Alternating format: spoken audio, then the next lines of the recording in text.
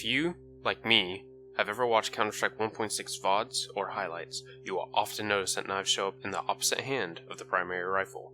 As you can see here from Forrest's POV vs MTW, throughout the round he switches between his knife and his M4 and they always show up in opposite hands. There is a command that causes this called CL_LW0, which stands for Client Lag Right. To be honest, after some research, the command really doesn't have anything to do with the knife being in the opposite hand, and that's all I really care for.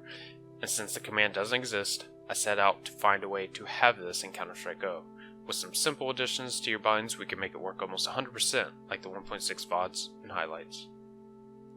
As you can see in this example, whenever I pull out any weapon or nade, it will show up in my left hand.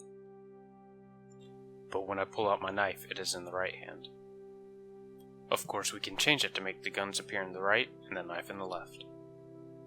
The commands that make this possible are in fact just additions to previously existing binds in your config. If you don't know anything about configs or auto execs, please refer to my video link at the top left. What you have to do is basically add what side of each weapon you want to pull out. Since we want the knife in the opposite hand, it will be the only one that is different. Take the above example. That will put every weapon and nade in your left hand and the knife in the right. If you want your guns in your right hand and the knife in the left, just change all the zeros to 1 and the 1 to a 0. Now these are my personal binds, and I have each nade set to its own unique hotkey. If you do not have it set up this way, and you just cycle through nades, it will look like this instead. To explain this a little deeper, let's dissect what the bind is actually doing.